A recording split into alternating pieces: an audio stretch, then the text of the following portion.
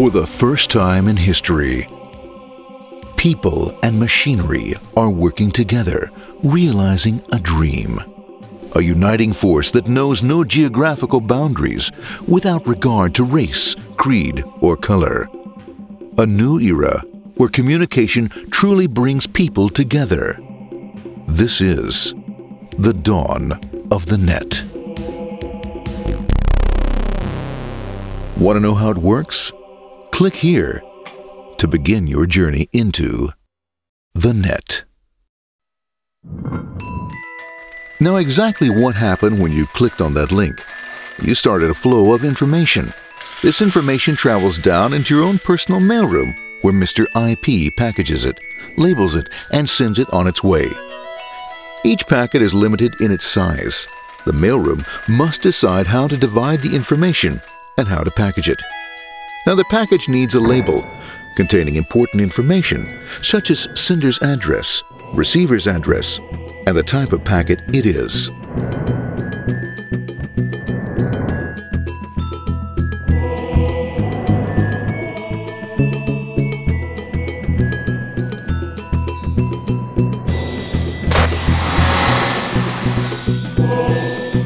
Because this particular packet is going out onto the internet, it also gets an address for the proxy server, which has a special function, as we'll see later.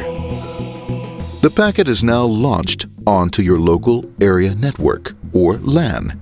This network is used to connect all the local computers, routers, printers, etc. for information exchange within the physical walls of the building. The LAN is a pretty uncontrolled place, and unfortunately, accidents can happen.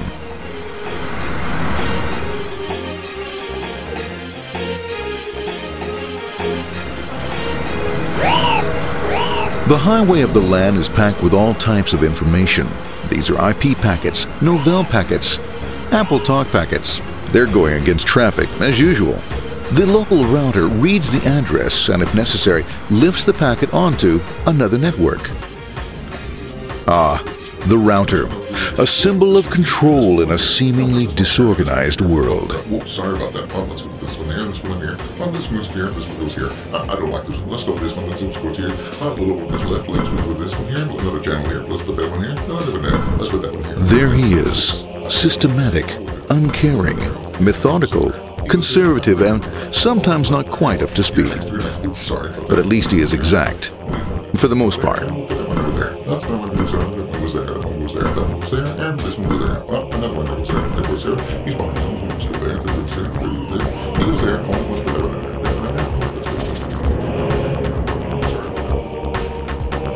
there. As the packets leave the router, they make their way into the corporate intranet and head for the router switch.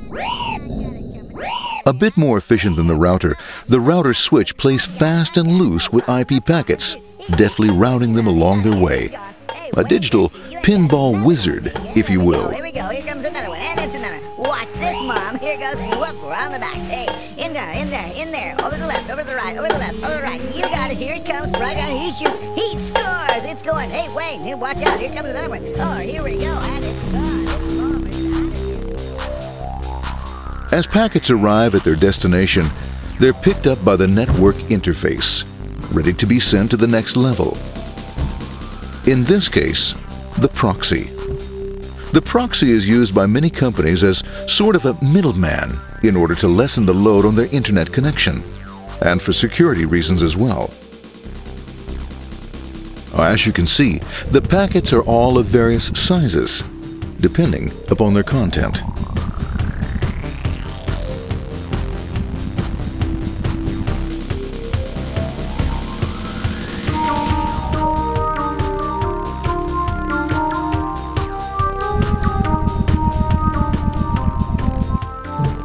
The proxy opens the packet and looks for the web address, or URL. Depending upon whether the address is acceptable, the packet is sent on to the internet.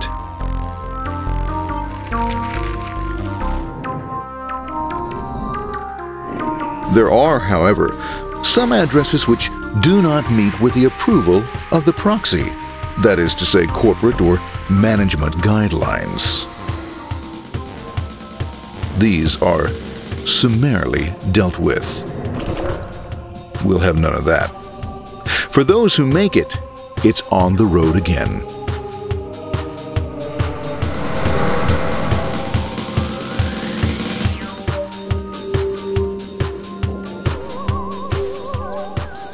Next up, the firewall.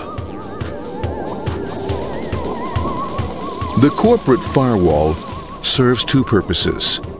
It prevents some rather nasty things from the internet from coming into the intranet, and it can also prevent sensitive corporate information from being sent out onto the internet. Once through the firewall, a router picks up the packet and places it onto a much narrower road, or bandwidth, as we say.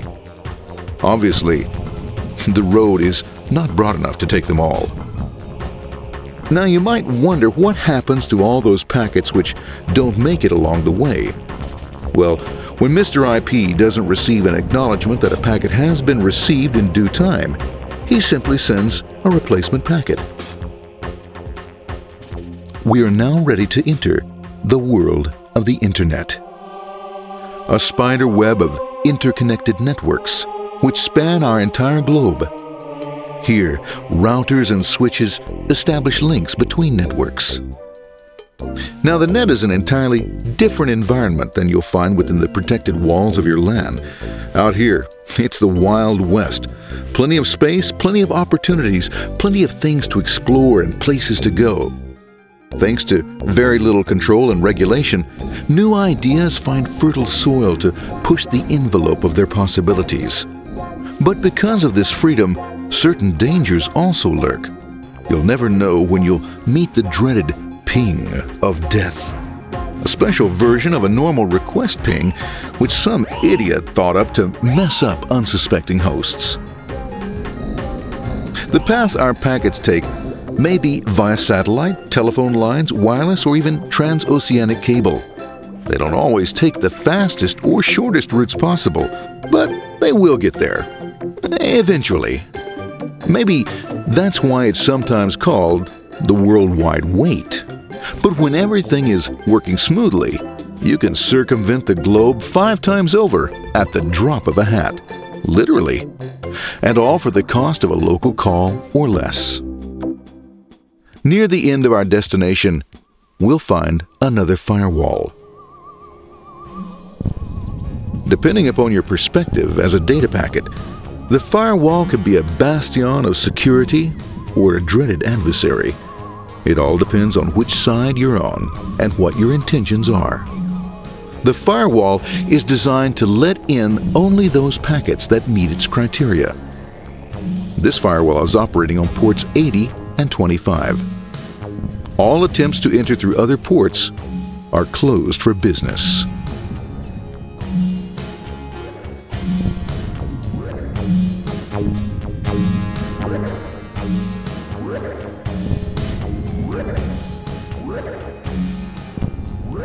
Port 25 is used for mail packets, while Port 80 is the entrance for packets from the Internet to the web server. Inside the firewall, packets are screened more thoroughly. Some packets make it easily through customs, while others look just a bit dubious.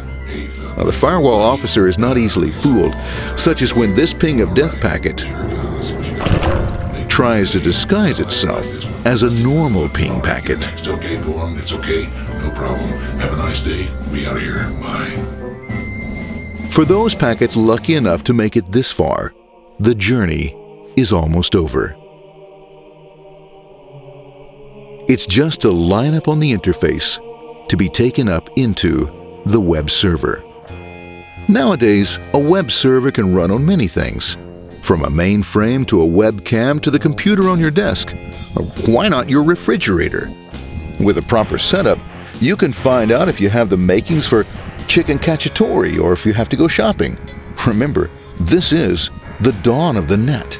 Almost anything's possible. One by one, the packets are received, opened, and unpacked.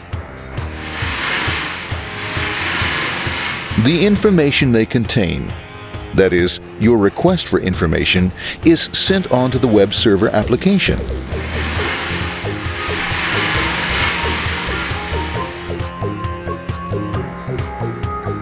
The packet itself is recycled,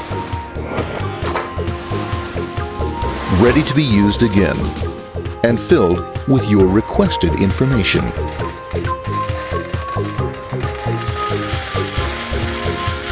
Addressed and sent out on its way back to you. Back past the firewall, routers, and on through to the internet. Back through your corporate firewall.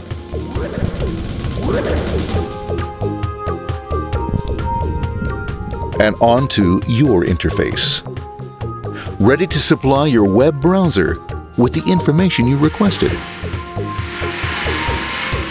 That is, this film.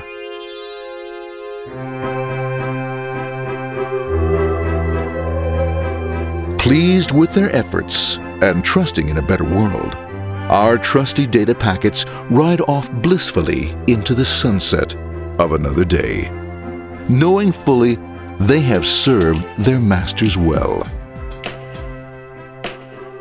Now, isn't that a happy ending?